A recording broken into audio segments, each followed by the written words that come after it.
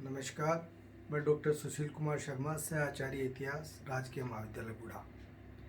अभी हम बीए बाग प्रथम के पाठ्यक्रम में राजस्थान के इतिहास की व्याख्यान श्रृंखला चला रहे हैं और उसमें हम पहली जो व्याख्यान श्रृंखला थी वो कुंभा के संदर्भ में मेवाड़ राजघराने की वंशावली, कुंभा का राज्य विस्तार और कुंभा की उपलब्धियाँ, ये 4 व्याख्यान अपन ने किए।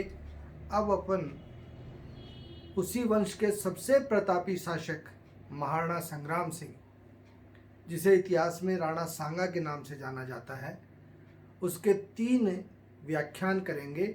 इस व्याख्यान श्रृंखला में पहला सांगा का कैसे शासनाध्यक्ष बना, कैसे प्रारंभिक स्थितियों में उसके द्वारा पूरी स्थिति को अपने पक्ष में लाना, बहुत से क्षेत्रों को अपने अधीन समाहित करना, एक कुशल रणनीतिकार के रूप में अपने साम्राज्य को पल्लवित और पोषित करना और एक बहुत ही वृहद साम्राज्य की संरचना कर देना, यहाँ तक कि दिल्ली के सुल्तान इब्राहिम लोदी को भी पराजित कर देना। दूसरा व्याख्यान होगा खानवा युद्ध। खानवा युद्ध बाबर के साथ में जो हुआ, भारतीय इतिहास के सबसे बड़े युद्धों में से युद्ध रहा, जिसने पूरी व्यवस्था को परिवर्तित करके रख दिया। दूसरा व्याख्यान उस पर करेंगे कि उस युद्ध के मूलभूत कारण क्या थे, और तीसरा व्याख्यान कि इस युद्ध के क्या परिणाम निकले और उन्होंने भारतीय परिदृश्य को किस प्रकार से परिवर्तित करके रख दिया। तो संग्राम सिंह के लिए अपन ने जब कुंभा और वंशावली पढ़ी थी, उस समय अपन ने देखा था कि कुंभा के पुत्र थे राव उदा, जिसे उदय सिंह कहा गया है। उसके द्वारा जब कुंभलगढ़ के किले में मालदेव के मंदिर के सामने बैठे हुए कुंभा की हत्या कर दी जाती है और वह शासनाध्यक्ष बन जाता है, राजा बन जाता है, तो उस समय पितृहंता होने के कारण उसे किसी भी राजपूत सरदार का साथ नहीं मिलता है।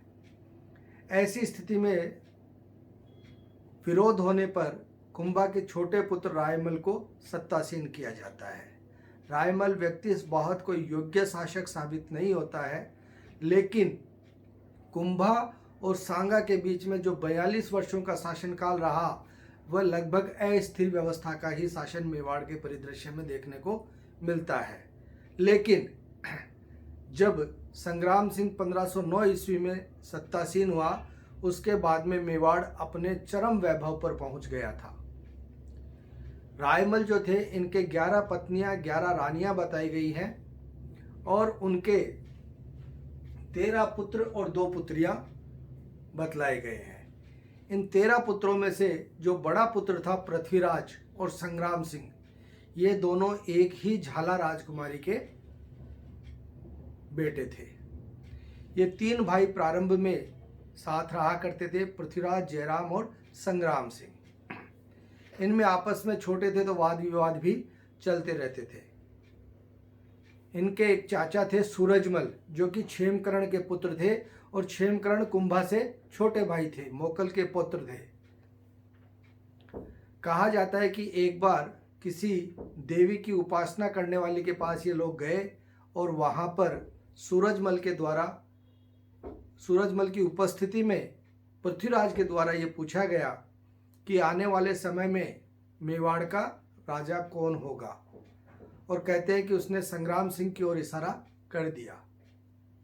कहते हैं कि पृथ्वीराज इस बात से इतना नाराज हुआ कि उसने उसी समय उस पर अपनी तलवार से आक्रमण कर दिया। ये तो उस समय सूरजमल बीच में आ गए, उन प्रहारों को अपने ऊपर झेला, फिर भी सांगा घायल हुए। सांगा की एक आंख चली गई, 5 अन्य घाव लगे, बड़ी मुश्किल से बचे और इसके बाद में सांगा अज्ञातवास के लिए चले गए। ऐसी परिस्थिति में जैसे जैसे समय आगे बढ़ा, उनके बड़े भाई जयराम सोलंकियों के साथ एक युद्ध करते हुए वीर गति को प्राप्त हो गए। और पृथ्वीराज के लिए कहा जाता है कि उनकी बहन और बहनोई में आपस में विवाद हो गया था। उस विवाद को सुलझाने के लिए वहाँ पर गए थे और उनके जीजा, जो कि उनसे नाराज़ थे, उनको रास्ते में उनके द्वारा लड्डू बनाकर दिए गए खाने के, उसमें विष मिलवा दिया गया था। कहते हैं कि वह विष के लड्डू खाने से इनकी मृत्यु हो जाती है। इस समय रायमल जो थे वह भी मृत्यु शैया पर आ चुके थे। तो ऐसी स्थिति में अजमेर के क्षेत्र से सांगा को वापस बुलाया जाता है और 1509 ईस्वी में इसका राज्याभिषेक किया जाता है। सांगा जो थे व्यक्ति बहुत ही प्रतिभाशाली शासक रहे। उन्होंने धीरे धीरे, क्योंकि इनकी जो तत्कालीन समय की परिस्थितियां थी वह सारी की सारी विकट थी।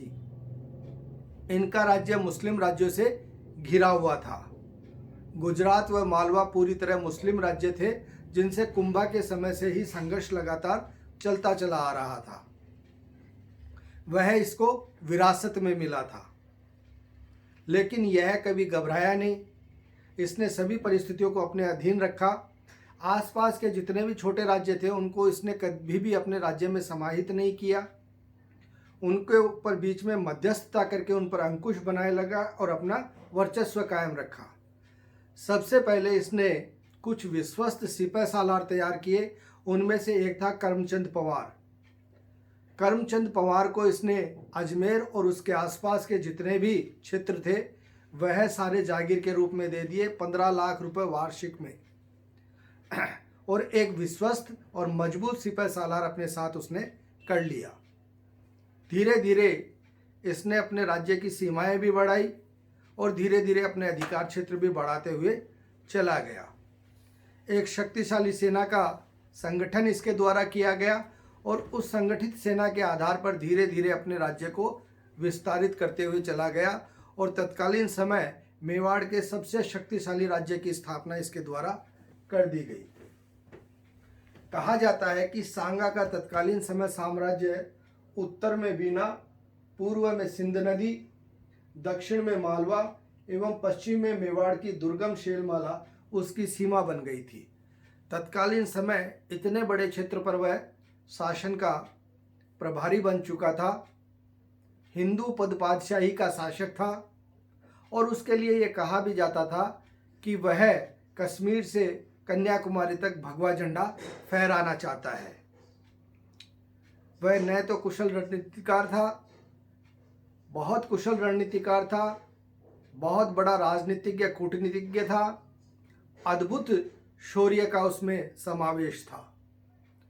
उसने अपने इसी बलबूते पर जब अपनी शक्ति को पूरी तरह से बना लिया, अब उसका संघर्ष था दिल्ली के सुल्तान के साथ। दिल्ली में इस समय लोधी वंश का शासन था। सिकंदर लोधी की मृत्यु के बाद में जब इब्राहिम लोधी सत्तासीन हुआ तो इब्राहिम लोधी भी विस्तारवादी नीति का पोषक था। तो ऐसी स्थिति में 1517 ईस्वी में सांगा के ऊपर उसके द्वारा हाड़ौती क्षेत्र में कोटा व बूंदी के पास खातौली नामक स्थान पर आक्रमण कर दिया गया। खातौली में दोनों सेनाओं के मध्य घमासान युद्ध हुआ और इस युद्ध में सांगा की निर्णायक पराजय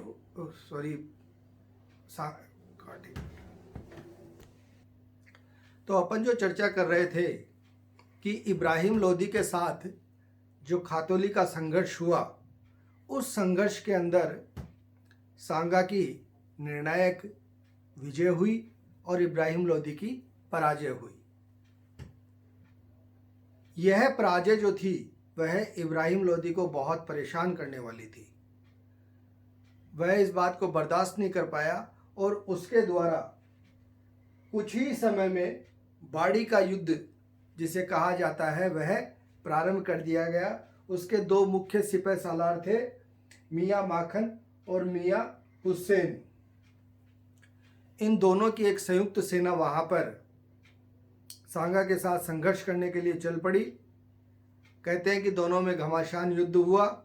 दोनों तरफ के इतिहासकार इसकी अलग अलग व्याख्याएं करते हैं। मुस्लिम इतिहासकार कहते हैं कि इसमें इब्राहिम लोधी की विजय हुई थी, लेकिन हरविलास सारदा एवं भारतीय पृष्ठभूमि के इतिहासकार कहते हैं कि इसमें भी सांगा के द्वारा निर्णायक पराजय इब्राहिम लोधी को प्रदान की गई थी। यह बात तो विश्वस्त रूप से सत्य के समीप है कि इब्राहिम लोदी को राणा सांगा ने पराजित किया था। सांगा का वैभव इसी बात से माना जाता है, तत्कालीन समय कहा जाता है कि उस समय इतना शक्ति संपन्न राणा सांगा हो गया था, इतने सिपह सालार उसके अधीन आ गए थे। कहा जाता है कि 7 बड़े राजा, 9 बड़े राव और 104 रावत या सरदार उसके लिए सदैव तत्पर खड़े रहते थे।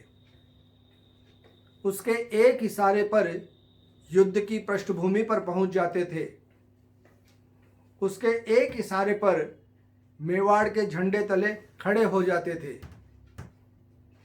यह सांगा का ही शौर्य था जिसने कि न केवल राजपूत शक्ति का नेतृत्व किया, अपितु हिंदू शासकों को पूरी तरह प्रश्रय प्रदान किया और एक कुशल रणनीतिकार होते हुए भारतीय परिदृश्यों से मुस्लिम शासन को हटाने की पूरी चेष्टा की।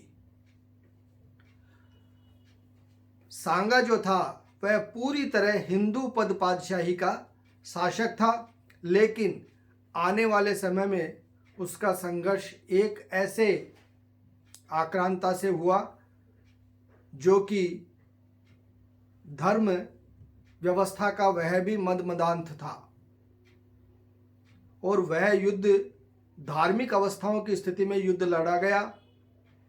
युद्ध की लड़ने की परिवर्तन शैली के अंदर लड़ा गया और वह भारतीय इतिहास के सबसे बड़े युद्धों में हुआ, जिसे खानवा के युद्ध के नाम से जाना जाता है। उस युद्ध की समीक्षा हम अगले हमारे व्याख्यान में करेंगे।